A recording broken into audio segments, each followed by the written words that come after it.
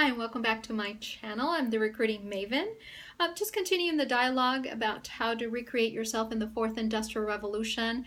As I mentioned before, most people are not having these conversations on a daily basis or even on any basis, really.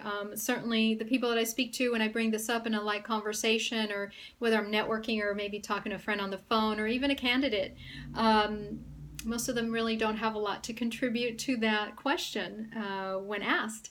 So I think I want to take the point today, or talk about career and focus, because I think that you have to have a clear vision of what you want to become.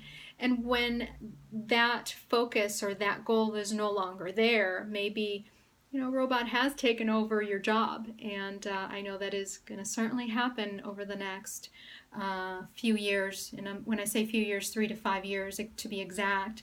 And I'm when I say robot, I think most people think, oh, somebody looks exactly like me physically and otherwise, but I don't mean that necessarily. What I do mean is that data is king. And so AI is really something being used every single day. So Google searches are AI. Okay, so artificial intelligence isn't about just a physical robot that looks exactly like me or you. It's really about just the data.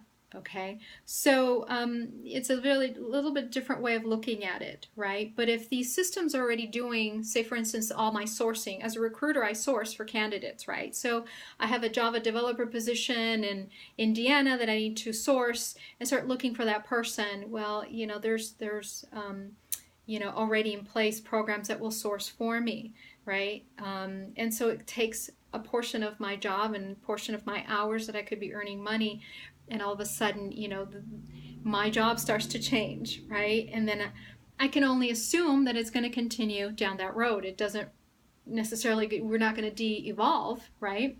So, it's definitely happened in my industry. The chatbots that are here, that are engaging people in conversations, and a lot of times people are not aware. I have recently engaged with a chatbot, and I thought he was, just lovely, actually. I had a lot of fun. Very interesting, and I was so excited to have that interaction, because then I could bring that experience to you. But I thought it was fabulous. I know that Facebook more recently had an issue overcoming the chatbots creating their own language to talk, and so people are very concerned because this is something brand new. We don't know how to handle this. How do we feel? It's not so much about handling. How do we feel about these changes? And changes are difficult enough when it comes to maybe a career change or a child, leaving for college. And change is hard for a lot of us. And so when you're looking at something that is external, that is no longer a part of us necessarily, right? Like a limb or, a family member or career, and you think this is so distant. This is so...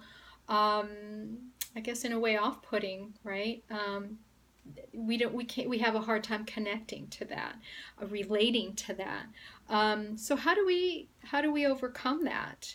I would love to hear some thoughts, because I think that that's going to be the topic of greater conversation. How do we emotionally deal with these changes?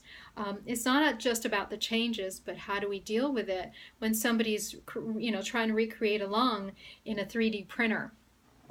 I know guys out there that have been doing this for the last 5 years.